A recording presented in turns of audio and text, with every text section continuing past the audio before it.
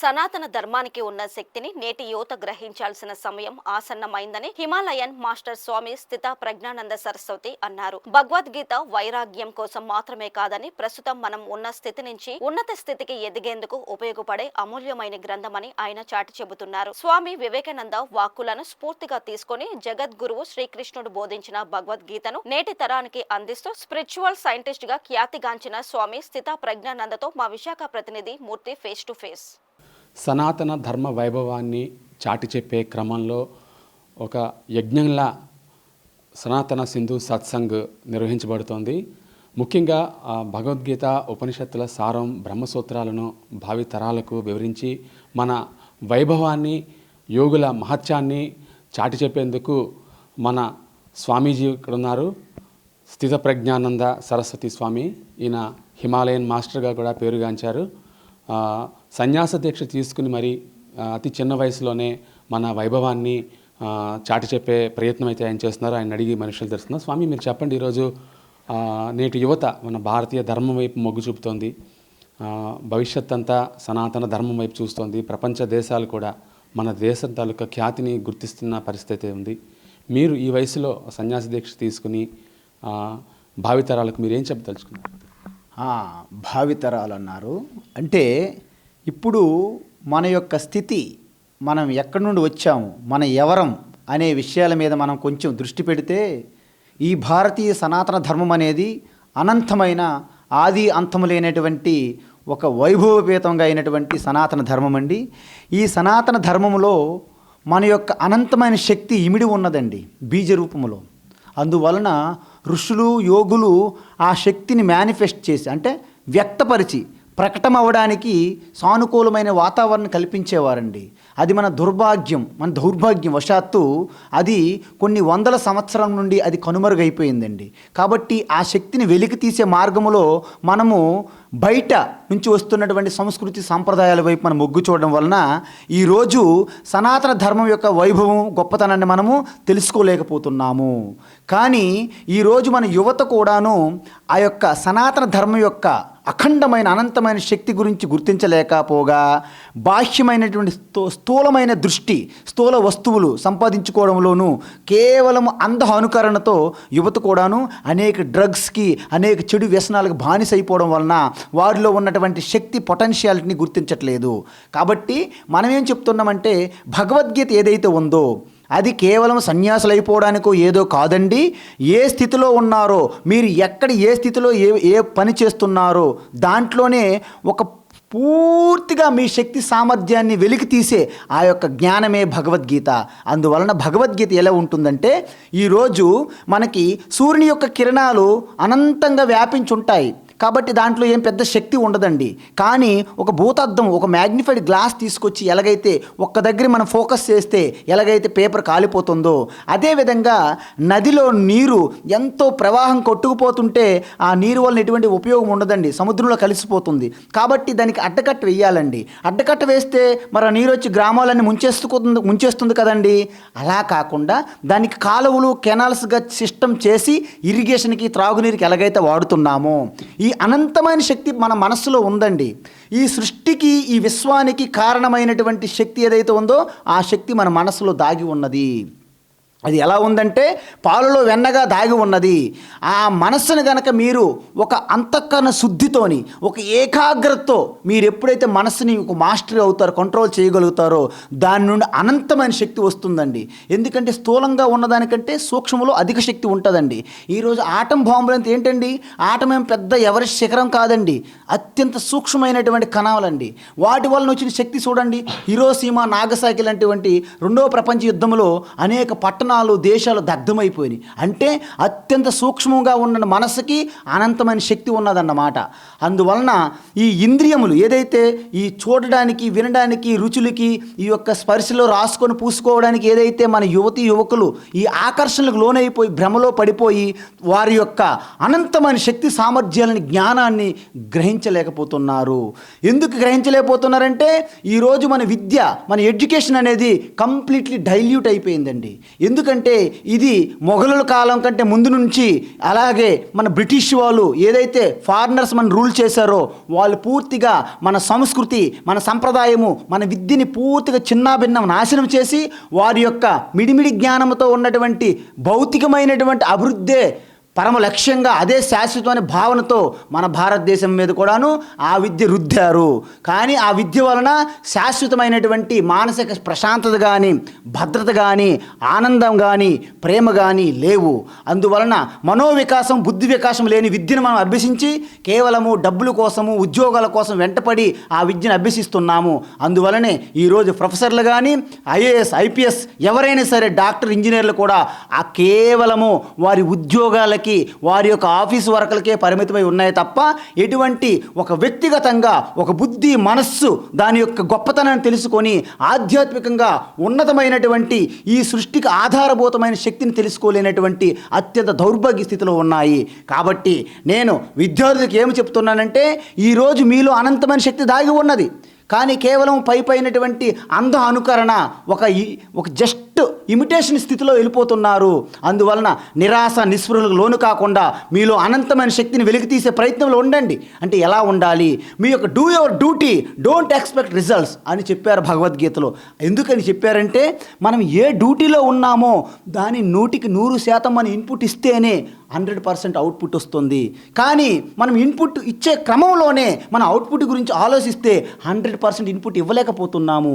100% input ఇవ్వలేకపోతున్నాం కాబట్టి 100% output రాదండి. మీరు ఇన్పుట్ లెటరు ఏదైతే ప్రింట్ ఇస్తే అదే వస్తుందండి. అందువలన మన యొక్క విద్యార్థుల్లో ఆ యొక్క ఇన్పుట్ ఇవ్వడంలో రాంగ్ అవుతుంది. ఎందుకు రాంగ్ అవుతుంది? వారిలో కాన్సన్ట్రేషన్ లేదండి. అందువలన పది అనంతంగా ఆలోచిస్తున్న మనసుకి శక్తి కోల్పోతుంది. అందువలన అన్నిటి నుండి వెనక మరలించి ఆ యొక్క ఒకే ఒక లక్ష్యం వైపు మన మనసును చూపెడితే అదే ఒక నదిని ఆనకట్ట కట్టి కెనాల్ సిస్టమ్ ద్వారా ఇరిగేషన్ చేసినట్టు అవుతుంది. అందువలన మనసుని ఎప్పుడైతే మనం నిగ్రహించడం నేర్చుకుంటామో, ఎలా నేర్చుకోవాలి అంటే, అనేక జన్మల నుంచి, ఇన్ని ఎక్స్పీరియన్స్ నుంచి, ఇన్ని సంవత్సరం నుంచి మనసు ఏవేవి కోరుకుంటుందో వాటి వల్ల ఏమైనా సంతృప్తి చెందామా? అదేవిధంగా ఈ ప్రపంచంలో ఎంతమంది ఏవేవి సాధిస్తున్నారో అవి ఏమైనా శాశ్వతంగా వారితో పాటు ఉన్నాయా? ఎవరైనా మిగిలారా? ఇవన్నీ పదే మనం ఆలోచన చేస్తూ, ఓహో దీని అంతటికి కూడా ఏదో అతీతమైన శక్తి ఉన్నది, అది నాలో ఉన్నది అని ఒక్కసారి ఆలోచన చేసేటప్పుడు ఈ యొక్క వ్యవహార ప్రపంచం అంతా కూడా మీ కుటుంబంలాగా ఉంటుంది. అందువలన ఈ వ్యవహారిక ప్రపంచం కూడా ఈశ్వరుడి కంటే భిన్నంగా లేదని తెలుస్తుంది. అందుకే ఈ యావత్ ప్రపంచం అంతా కూడా అణువణువు ఒక దైవశక్తి నడిపిస్తున్నదని గ్రహించినప్పుడు నాలోనే ఉన్నది, నీలో ఉన్నది, అందరిలోనూ ఉన్నది, చెట్టులోనూ ఉన్నది, పుట్టలోనూ ఉన్నది, పంచభూతముల్లో ఉన్నది. ఈ తత్వం అనేది ఉపనిషత్తులు, భగవద్గీత మనకు చెప్పింది. ముఖ్యంగా హిందూ ధర్మాన్ని విమర్శించే వాళ్ళు ఎక్కువ అవుతున్నారు. ఇదంతా మూఢనమ్మకం అని, కుంభమేళలో స్నానం చేస్తే పుణ్యం వస్తుందా, పాపాలు పోతాయి, ఇలాంటి విమర్శలు చేసే వాళ్ళు చాలా ఎక్కువ మంది ఉన్నారు. వాళ్ళకి మీరు ఇచ్చే సమాధానం ఏంటి? మన యువతను ఎలా తీర్చిదిద్దడానికి మీరు సంసిద్ధంగా ఉన్నారు? ఇప్పుడు ఆధ్యాత్మికత అంటే ఏమి గొప్ప కాదండి. ఆధ్యాత్మికత ఏంటంటే అది సత్యం అండి. సత్యం గురించి చెప్పేది ఆధ్యాత్మికత అండి. అంటే ఏ రోజైనా సరే మనము ఒక డాక్టర్ అవ్వాలన్నా, ఒక ఇంజనీర్ అవ్వాలన్నా, Kinder garden, LKG, UKG, high school ఎలాగైతే చదువు అవసరమో అదేవిధంగా అంతా వ్యాపించి ఉన్న పరమాత్మను నువ్వు చేరుకోవాలి, చూడాలి, దర్శించాలంటే ఒక్కసారిగా అందుకోలేవండి. దానికి ఒక క్రమబద్ధంగా వెళ్ళాల్సి ఉంటుంది, దానికి ఒక తపస్సు ఉంటుంది, దానికి ఒక ప్రక్రియ ఉంటుంది. అందులో భాగంగానే ఈరోజు మన గుడులు, గోపురాలు ఉన్నాయి. మనం చెట్టుకు పూజించిన చెట్లు పూజించట్లేదండి, రాళ్ళు పూజించట్లేదండి. ఆ చెట్టులోను కూడాను అనంతంగా వ్యాపించిన ఈశ్వరుని మనము అలాగ ఇన్వోక్ చేస్తున్నాము, అనుసంధానం అవుతున్నాము. అందుకే అక్కడ పసుపు పెట్టి గణేశుని పూజ చేయమంటున్నాము. పసుపు మనకు కాదండి, అది విఘ్నేశ్వరుడు అండి. ఆ యొక్క పూజ సమయంలో యద్భావం తద్భవతి, ఈ తత్వంతో చేస్తున్నారు తప్ప అంధవిశ్వాసాలు, మూఢనమ్మకాలు హిందువుల్లో లేవండి. కానీ ఈ విషయాలు తెలియక దానికి సమాధానం చెప్పలేక ఉన్నట్టు హిందువులు మూఢనమ్మకంగా కనిపిస్తారు తప్ప ఋషులు, యోగులు ఏమి చెప్పారంటే రాయిని కూడా నీ శివునిగా పూజించవచ్చు. ఎందుకంటే రాయి కూడా శివుని కంటే భిన్నంగా ఏమి లేదు సృష్టిలో. అందుకే బ్రహ్మ సత్యం జగన్ మిథ్య అంటే ఏంటంటే ఈ శరీరాలన్నీ మిథ్య, కానీ శరీరం వెనక దాగి ఉన్నటువంటి అనంతమైన శక్తి పరమాత్మ అని చెప్పారండి. అంటే ఈ ప్రకృతి ఆ పరమాత్మ రెండు కలిస్తేనే ఈ శరీరము ఈ ప్రపంచం అండి. ఈ తత్వాన్ని బోధపడడానికి మనం సంసిద్ధంగా ఉండాలండి. అంటే ఎలాగ ఉండాలి? బాహ్య శుభ్రత ఉండాలి, అంతఃకరణ శుభ్రత ఉండాలండి. బాహ్య శుభ్రత ఉండాలంటే నదులు కూడా సాక్షాత్ పరమాత్మ స్వరూపంగా భావించి ఆ 3 నదులు ఏది? గంగా, యమున, సరస్వతి. గంగా, యమున, సరస్వతి అంటే ఏమిటో కాదండి. గంగ అంటే ఆత్మజ్ఞానము, అండ్ యమున అంటే ఆ ఈశ్వరుని యందు ఉన్నటువంటి భక్తి. ఈ రెండింటిని కలిపేసి పరమ ప్రేమ స్వరూపమే సరస్వతిగా అక్కడ అంతర్లీనంగా ఉంటుందండి. అంటే గంగా, యమున, సరస్వతి సంగమం అండి. ఆ సంగమం మనలో నిత్యం జరుగుతూ ఉంటుంది, కానీ దాన్ని దర్శించేంత సూక్ష్మ జ్ఞానం మనకు లేదు. కాబట్టి ఈరోజు మహాకుంభమేళ అనేది 144 సంవత్సరాలకు ఒకసారి వచ్చిందంటే అది ఎంత గొప్పది. అక్కడికి ఎప్పుడూ రానటువంటి యోగులు, స్వాములు, మహాత్ములు, సన్యాసులు, అఘోరాలు, నాగసాధువులు మొత్తం యావత్ ప్రపంచమంతా వస్తుందండి. ఒక్కసారి సంగం అయినటువంటి తపోభూమి నుంచి వచ్చినటువంటి ఈ సాధువుల తపస్సు ఒక్కసారి ఒక దగ్గర కేంద్రీకృతమైతే దానికి ఉన్నటువంటి వైబ్రేషన్ శక్తి ఎంత బాగుంటుందండి. అది కూడా ఆ వైబ్రేషన్లు కూడా ప్రారంభ స్థితిలో ఉన్నటువంటి భక్తులకి, సాధకులకి చాలా అవసరం అండి.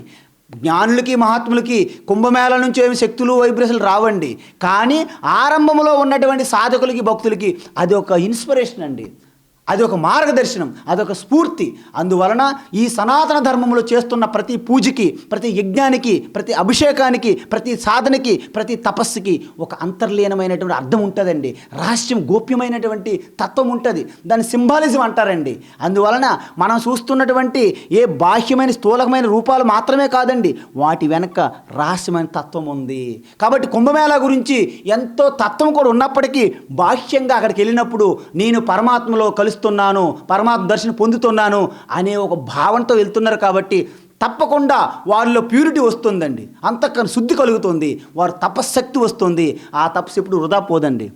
ఈ సృష్టిలో మీరు ఏ పని చేసినా దానికంటే ఒక రిజల్ట్ ఉంటుందండి. అందువలన ఎవరైతే ఇలాగా ఆడిపోసుకుంటున్నారో వాళ్ళకి మిడిమిడి జ్ఞానము, వాళ్ళు వాస్తవానికి వాళ్ళే విగ్రహారాధకులు. ఎందుకంటే విగ్రహం ఎందుకు పిచ్చిపెట్టారండి? మనకి నిగ్రహం కుదరడానికి. అనంతమైన వ్యాపించి ఉన్న ఈశ్వరుని ఎక్కడ వెతుకుతాము అని ఒక్కటి ఎక్కడో ఆరంభించాలి కదా. ప్రారంభంలోనే పెట్టినటువంటి మూర్తి, విగ్రహం తప్ప దాంతోనే ఆగిపోవని చెప్పలేదండి. భగవద్గీతలో సాక్షాత్ స్వయంగా ఆయనే చెప్పారు, నేను ఆత్మస్వరూపంగా ఉన్నాను. ఎలా? అహం ఆత్మ గుడాకేశ సర్వభూతాశయ స్థితః సమం సర్వేషు భూతేషు తిష్టంత పరమేశ్వరం ఈశ్వర సర్వభూతానం హృదయేషు అర్జున తిష్టతి సకల ప్రాణులు అంతర్యామిగా నేనున్నాను అర్జున అన్నారు. అంటే కృష్ణ ఇలాగున్నావా? ఇలా కాదు, ఆత్మరూపంగా ఉన్నాను అన్నారు. కాబట్టి అది తెలుసుకోవాలంటే ముందు ఇక్కడి నుంచి ప్రారంభించాలి. ఎక్కడి నుంచి ప్రారంభించాలి? రూపంగా ఉన్న కృష్ణ నుంచి ప్రారంభించి రూపం లేని కృష్ణకి చేరుకోవడానికే ఈ విగ్రహాలు, ఈ మంత్రాలు, ఈ పూజలు, ఇవన్నీ తంత్రాలు పెట్టారండి. అక్కడ ఆగిపోమని కాదు సుమా. అందువలన మనము చిన్నపిల్లలకి లెక్కలు చెప్పించడానికి మనకి అగ్గిపెట్టి పుల్లలు వాడుతాం, రాళ్ళు పిక్కలు వాడుతాం చిన్నప్పుడు. అవే పట్టుకొని యూనివర్సిటీకి వెళ్తారండి లెక్కలు చేయడానికి? వెళ్ళరు, విడిచిపెట్టేస్తారు. ఇప్పుడు కూడా మీరు పైకి అలా వెళ్ళే కొలది ఆధ్యాత్మిక జీవితంలో ఉన్నత స్థితికి వెళ్ళేటప్పుడు మీకు విగ్రహాలు ఉన్నా లేకపోయినా మీకేం పెద్ద ఏం పోదండి, ఆ స్థితి వస్తుంది. అందువలన మన వాళ్ళు ఏ స్థితిలో ఉన్నారో అందరికీ మనం ఎంకరేజ్మెంట్ చేస్తాం. ఎవరికి దగ్గరికి వెళ్ళి తప్పుని అండని వీల్లేదు. అది కూడా మన యొక్క జ్ఞానము, మన భక్తిలో ప్రాసెస్లో ఉన్నాయి అవి. అందుకే ఈ విగ్రహాలు, ఈ మంత్రాలు ఇవన్నీ మనం సృష్టించుకునేవి కాదు, ఋషులు, యోగులు మనకి ఇచ్చారు. ప్రతి ఒక్కరి సనాతన ధర్మంలో ఋషులు, యోగులు యొక్క ఆ పారంపర్యంలో వచ్చినట్టు వంశపారంపర్యమైన మనమందరూ కూడా ఆ యోగులు, ఋషులు, రాముడు, కృష్ణుడు నడియాడిని భూమి మీద వచ్చినాము. ఈ భారత భూమి అంతా తపోభూమి. చందన హే ఇసు దేశ్ కమాటి తపోభూమి హర గ్రామ హే హరబాలాదేవికి ప్రతిమ బచ్చా బచ్చా రామ హే అన్నారు. కాబట్టి యావత్ భారతదేశం తపోభూమి. ప్రతి గ్రామం కూడా దేవాలయాలు, ప్రతి శరీరం దేవాలయము, ప్రతి ఆడపడుసు కూడా ఆ దేవి స్వరూపము, ప్రతి బాలకుడు కూడా రాముడు లాంటి అని చెప్పినటువంటి ఈ సనాతన ధర్మం ఎప్పుడు కూడాను పార్షియాలిటీ లేదు, ఎప్పుడు కూడా వ్యక్తిగత ప్రార్థనలు లేవు మనకి. మనం కూడా హిందూ సమస్త సుఖినో భవంతి అని ఎవరు అనలేదు, లోకా సమస్త సుఖినో భవంతి అని చెప్తున్నటువంటి మన సనాతన ధర్మం ప్రపంచానికి ఒక మార్గదర్శనంగా ఉండేది. ఈ మధ్యకాలంలో ఆ బ్యాలెన్స్ తప్పినప్పటికీ మళ్ళీ అతి తొందరలోనే పూర్వ వైభవాన్ని పొంది ప్రపంచానికి మళ్ళీ అసలైన జీవితం ఏమిటి, ఈ మనిషి యొక్క జన్మ యొక్క లక్ష్యం ఏమిటి, దీన్ని అంతా నడిపిస్తున్నటువంటి ఈశ్వరుడు ఎవరు, ఈ జగత్ అంటే ఏమిటి, వీటికి ఉన్న సంబంధం ఏమిటి, ఈ ఉన్నటువంటి అత్యధికమైన ఫిలాసఫీ తత్వం సనాతన ధర్మంలో ఉంది. ఇది ప్రతి ఒక్కరికి యాక్సెస్ అండి. దీనికి ఎప్పుడు కాపీరైట్ లేవండి. ప్రపంచంలో ప్రతి ఒక్కడు ఈశ్వర స్వరూపంగా చెప్తున్నటువంటి మన సనాతన ధర్మం అనేది ప్రపంచంలో నా భూతో నా భవిష్యతి ఏకమేవ అద్వితీయంగా చెప్పినటువంటి ఈ సనాతన ధర్మం అనేది ప్రతి ఒక్కరూ అందుకుంటున్నారు. ఈ రోజుల్లో ప్రపంచంలో ప్రతి పెద్ద పెద్ద బిజినెస్ వ్యాపారస్తులు, పెద్ద పెద్ద యాక్ట్రెస్లు, పెద్ద పెద్ద స్టార్లు అందరూ కూడా కుంభమేళలో పాల్గొని సనాతన ధర్మం గురించి చెప్తుంటే మనకు దేనికి పనికిరాని 10th క్లాస్ 10 సార్లు పోయినటువంటి ఒక పాస్టర్గా అవతారాలు ఎత్తి ఈ యొక్క ధర్మం మీద అనేక రకమైనటువంటి దుష్ప్రచారాలు చేస్తున్నారు. కాబట్టి తస్మాత్ జాగ్రత్త, ఆ వలలో పడవద్దు. కాబట్టి వాళ్ళెవరూ బుద్ధి పెట్టి ఆలోచించింది లేదు. కాబట్టి ఇప్పుడు యూత్కి నేనేం చెప్తున్నానంటే, మీరు బుద్ధి పెట్టి ఆలోచించండి. కర్మణ్యేవాధికారస్తే మా ఫలేషు కదాచన, డూ యువర్ డ్యూటీ. నువ్వు ఏంటి ఉన్నావు, నువ్వు స్టూడెంట్గా ఉన్నావా, నీ ఎడ్యుకేషన్ అనేది నీ కర్తవ్యము, మిగతావన్నీ నీకు అనవసరము. నువ్వు ఒక రిపోర్టర్గా ఉన్నావా, రిపోర్టింగ్లో నీ వర్కే నీకు పూజ, మిగతా పూజలు టెంపుల్స్ నీకు సెకండరీ అది. అదేవిధంగా నేను ఒక సన్యాసి అంటే జ్ఞాన లక్షణం, టీచింగ్ అనేది నా కర్తవ్యము, మిగతా యజ్ఞాలు యాగాలు అనేది నా పని కాదు, అది గృహస్థులు చేసుకోవాల్సింది. సన్యాసిగా అవతారం ఎత్తి నేను కూడా యజ్ఞాలు యాగాలు పెట్టుకుంటే అది నా ధర్మాన్ని నేను విడిచిపెట్టినట్టు అవుతుంది. సో ఈ విధంగా ప్రతి ఒక్కరికి వారి కర్తవ్యమే ముఖ్య కర్తవ్యంగా చెప్పింది భగవద్గీత. భగవద్గీత ఎవరిని సన్యాసులు అవ్వమని కానీ, భగవద్గీతలు ఎవరు లేజీగా తయారమ్మని కాదు, అంత డైనమిక్గా తయారవడానికి ఇదే dynamic prescription for every human being on this earth. That is called Bhagavad Gita. So Bhagavad Gita అనే జగద్గురు అంటే ప్రతి ఒక్కరిలో కూడా అనంతమైన శక్తిని మేల్కొలిపి ఆ యొక్క అల్పంగా భావిస్తున్నటువంటి అజ్ఞానమే తప్ప నువ్వు అనంత శక్తి స్వరూపం అని చెప్పేదే భగవద్గీత. అందువలన ఆ శక్తిని తెలుసుకున్న రోజు నీ ముందు ఎంతటి కార్యక్రమం చిన్నదే అయిపోతుంది. అదేవిధంగా కింద నుండి కొబ్బరి చెట్టు చూస్తే ఎంత పైకి ఉంటుందో, అదే పెద్ద పర్వతం ఎక్కి కిందకి చూస్తే ఆ కొబ్బరి చెట్టు కూడా నీకు చిన్నదైపోతుంది. అదేవిధంగా నీ శక్తి నువ్వు తెలుసుకున్న రోజు ఈ సమాజం అనేది నీకు ఒక స్పెక్ అయిపోతుంది. అందువలన నువ్వు కోరుకుంటున్న కేవలం ఉద్యోగమైన జీవితము, పెళ్ళైన జీవితము, ఇవన్నీ కూడా నీకు చిన్న సమస్యలు అయిపోతాయి. సమస్యలే కాదనిపిస్తుంది. ఎందుకంటే వీటన్నిటిని అతీతంగా వెళ్ళిపోయావు. నువ్వు చూసింది అనంత ఆనందం, నువ్వు చూస్తున్న జస్ట్ ఈ ప్లెజర్స్, సెన్సువల్ ప్లెజర్స్, ఇంద్రియ భోగాల మీద నీకు చాలా తుచ్చం అనిపిస్తుంది.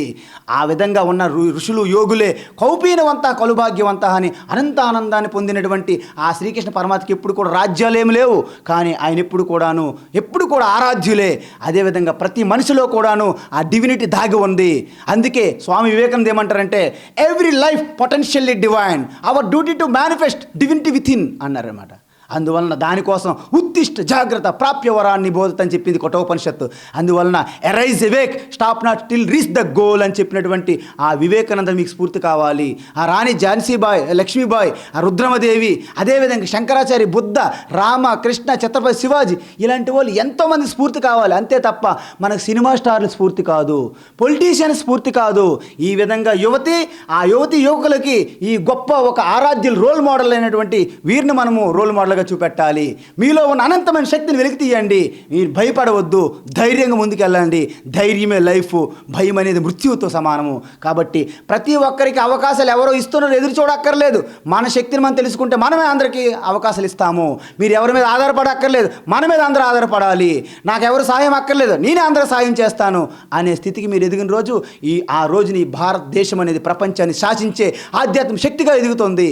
మళ్ళీ సనాతన ధర్మ పూర్వ వైభవాన్ని పుంజుకుంటుందని ఈ విధంగా యువకులకి అందరికి కూడా ఇది ఒక మెసేజ్గా మీరు చూసే ఈ ప్రపంచమంతా ఈశ్వరు నిండి ఉన్నారు. కానీ 2 రకాలుగా ఉన్నారు ఈశ్వర.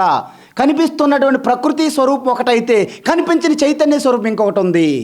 అందువలన ఈ కనిపించే ప్రకృతి మాయలో పడిపోయి ఆ కనిపించిన ఈశ్వరుని మీరు మర్చిపోవద్దు. ఈ యొక్క ప్రకృతితో ఆటలాడుకుంటూ ప్రకృతిని దాటి వెళ్ళినప్పుడే మీరు పరమాత్మలో కలుస్తారనే విషయం మీరు గుర్తించిన రోజున ప్రతి నది యొక్క లక్ష్యం సముద్రంలో ఎలా కలగాలో ప్రతి జీవి యొక్క లక్ష్యం కూడా ఈశ్వరునితో కలవడమే మన జీవిత లక్ష్యం. హరి ఓం. ముఖ్యంగా మాయా ప్రభావం ఏదైతే యువకుల్లో మాయా ప్రభావం ఏదైతే ఆవరించిందో, తమ భవిష్యత్తు గురించి, సనాతన ధర్మ వైభవం గురించి ఆలోచించే సమయం వాళ్ళకి చెక్కడం లేదు. పెద్దలుగా ఎలాంటి వాళ్ళని మార్గదర్శనం చేస్తున్నారు? మనకి మాయ అంటే ఏమిటి లేదండి. మాయ అంటే 2 రకాలు ఉంటాయండి. ఒకటి ఈ శరీరం ఉంది కదండి, శరీరము, ఇంద్రియములు, మనసు, బుద్ధి కూడా మాయ అంటారు. దాని వెనకున్న నడిపిస్తున్న ప్రతి గుండె చప్పుడు, ప్రతి అనుభవం వెనక ఉన్నటువంటి ఆ చైతన్యం, కాన్షియస్నెస్, అవేర్నెస్, ఎరుక, అది ఈశ్వర. దాని వలన ఇక్కడ మనం స్టడీ చేస్తే ప్రపంచమంతా రెండింటి కలయికేనండి, శివశక్తి కలయిక. అందుకే ఈ మధ్యన మన ప్రధానమంత్రి ఆ చంద్రయాన్ 3కి పేరు పెట్టారు, శివశక్తి. అదండి స్ఫూర్తి. ఒక ప్రధానమంత్రి లాంటి వాళ్ళు అలాంటి పని చేయాలి. భగవద్గీత ఇస్తున్నారు. ఎందుకు? ప్రతి ఒక్కరి చేతిని ఈరోజు భగవద్గీత ఉండుంటే ఈరోజు ఇంత బలహీనులుగా, ఇంత భయస్తులుగా ఉండేవారికి ఈ సనాతన ధర్మంలో ప్రతి వారు తక్కువ ఎక్కువ లేదండి. అందరూ కూడా అనంత శక్తి స్వరూపులుగా ఉన్నటువంటి ఆ శ్రీరామచంద్రుడి యొక్క వంశ పారంపర్యంలో వచ్చినటువంటి బిడ్డలు. ఇలాంటి వాళ్ళకి మాయ ఏం చేస్తుంది అంటే, మాయను ఏం చేయమని అందుకే భగవద్గీతలు ఏం చెప్పారు? దైవీ ఏష గుణమయ మమ మాయ దురత్యయ మామేవ, అంటే ఎవరైతే నన్ను శరణు చూస్తారో ఆ మాయ నుండి వాళ్ళు దాటిపోతారని భగవద్గీతలు చెప్పడం జరిగింది. అంటే ఏంటి? నేనేమంటున్నానంటే, స్థూలంగా కనిపించే ఈ ప్రకృతి మాయలో పడకండి. అందువలన ఏది శాశ్వతం కాదు. భగవంతుని యొక్క ఈశ్వరుని యొక్క 2 రూపాలు ఉన్నాయి. ఒకటి అపర ప్రకృతి, 2 పరప్రకృతి. పరప్రకృతి అనేది ఎప్పటికీ మారదు, కానీ అపర ప్రకృతి మారిపోతుంది. దాన్ని ఎప్పుడు మీకు తెలుస్తుంది? ప్రతి అనుభవం మీరు పరిశీలించినప్పుడు మీకే తెలిసిపోతుంది, ఇది క్షణికము. ఎందుకంటే ఆనందం అనేది బయట లేదు, అది మీకు ఉన్నట్లు అనిపిస్తుంది. ఇంతకుముందు నేను చెప్పాను, ఒక కుక్క ఎలాగైతే తన రక్తమే ఎముక మీద పంపించి ఆ రక్తాన్ని పీలిస్తే ఎలా ఆనందం పొందుతుందో, మన ఆత్మస్వరూపాన్ని బయట వస్తువులపైన, వ్యక్తులపైన మనం ఆపాదించి అక్కడి నుంచి పొందుతున్నాము. అందుకే శాశ్వతంగా ఏమీ ఉండట్లేదు. ఏ రిలేషన్ కూడా శాశ్వతంగా ఎక్కడైనా ప్రపంచంలో ఒకటి ఉందో ఒక్కరు చెప్పండి, ఉండదు. ఏ మనిషి నా ప్రాణ స్నేహితుడైతే ప్రాణంగా ఉండడు. ఎందుకంటే మనిషి మారిపోవడమే అది గుణం. నీ ఆలోచనలు కూడా శాశ్వతం నీకు ఉండవు. నువ్వు మారిపోతావు, 2 రోజులు నీ ఆలోచన మారిపోతాయి.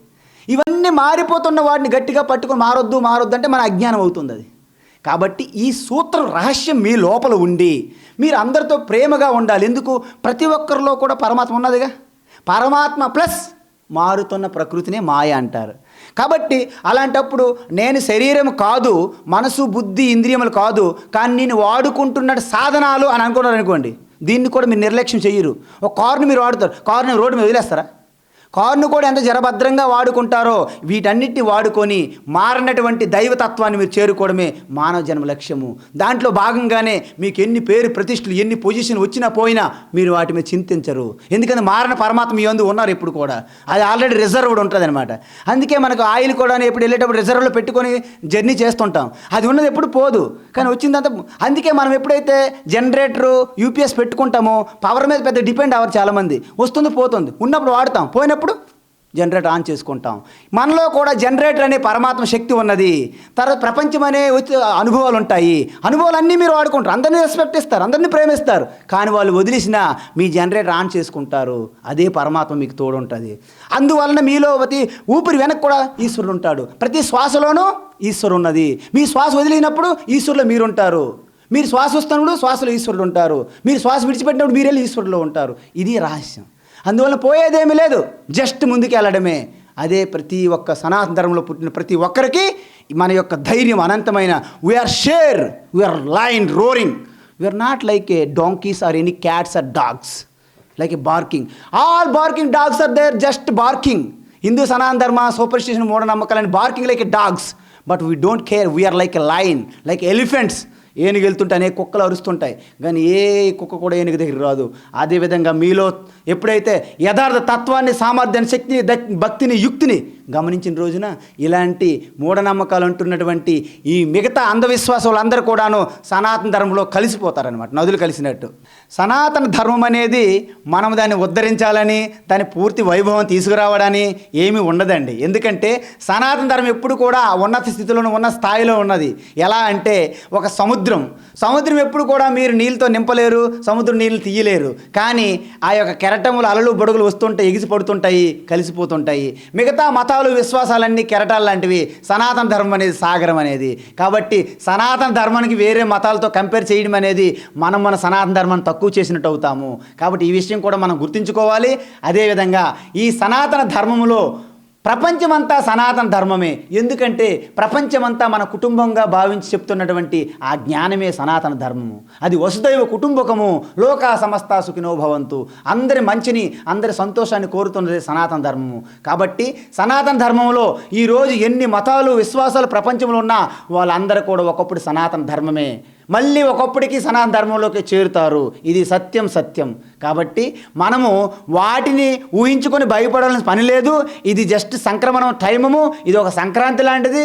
కాబట్టి ఎప్పటికైనా సరే మన యథార్థాన్ని తెలుసుకొని ముందుకు రండి. ప్రతి ఒక్కరు చేయి కలపండి. ప్రతి ఒక్కరూ ప్రతి ఇంటి నుండి ఒక పువ్వు, ఈశ్వరుడు ఒక దండలాగా ప్రతి ఒక్కరు కూడాను తన యథార్థ స్వరూప తత్వాన్ని తెలుసుకున్న రోజున మిమ్మల్ని ఎవరు ఆపలేరు.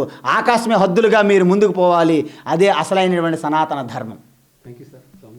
ముఖ్యంగా సనాతన ధర్మ వైభవానికి చెక్కు చెదరని పరిస్థితి ఉంది. కానీ అప్పుడప్పుడు కొన్ని క్లేశములు ఏర్పడుతున్నప్పటికీ కూడా అవి కేవలం తాత్కాలికమే. కానీ నేటి యువత మాత్రం మన ధర్మ వైభవాన్ని గ్రహించాలి, ముందుకు వాటిని తీసుకెళ్ళాలి. మన మునులు ఋషులు ఏవైతే చాటి చెప్పారో వాటిని ఆకలింపజేసుకుని యువత ఉన్నత స్థాయికి ఎదగాలని చెప్పి స్వామీజీ చెప్తున్న పరిస్థితి ఇక్కడ ఉంది. వీడియో జర్నలిస్ట్ కృష్ణతో మూర్తి, BBC ఆంటీ, విశాఖపట్నం.